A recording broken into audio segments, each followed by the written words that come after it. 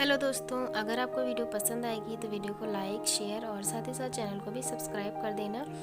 तो ये ड्रेस मैंने बनाई है, मतलब मेरे पास एक स्कर्ट थी और ऊपर मैंने ब्लाउज़ पहन रखा है और ये दुपट्टा है जिसको कि मैंने साड़ी की तरह स्टाइल किया हुआ है। और ये बहुत ही सिंपल वे में तैयार हो गया। आप इसे कभी भी पहन सकते हो जब छोटा मोटा फंक्शन हो। और अगर आपके पास कोई स्कर्ट है तो आप जिसमें कि कढ़ाई वगैरह है, कोई वर्क है जिसमें भारी वर्क हो, तो आप इसी तरीके से उसको भी पहन करके और शादियों में भी जा सकते हो। ये बहुत ही ज़्यादा सुंदर लगता है और बहुत ही इजी वे में बन जाता है। बस दुपट्टे को मैंने लेफ़्ट साइड में टक किया और ऊपर जैसे साड़ी को पहनते हैं उसी तरीके से मैंने पहन लिया है। बहुत ही इजी वे में ये बनकर तैयार हो गया है। तो आप भी बताना कि आपको ये ड्रेस कैसी लगी।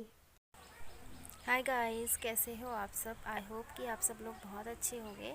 और जैसा कि आप सभी को पता ही है, लॉकडाउन चल रहा है तो सब लोग घर में ही रह रहे हैं और कुछ ना कुछ कर रहे हैं जिसको जो भी सही लग रहा है।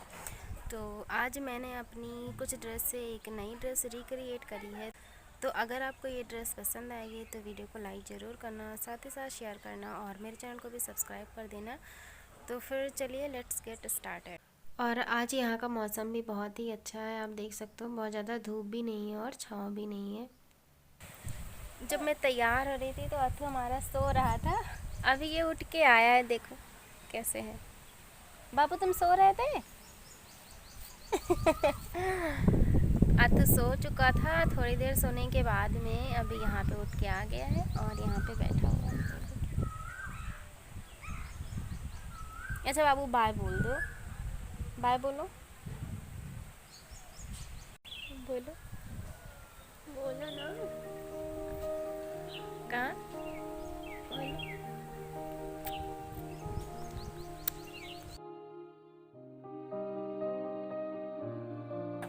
कहाँ? फिर से बताओ तो चलेंगे। ऑटो।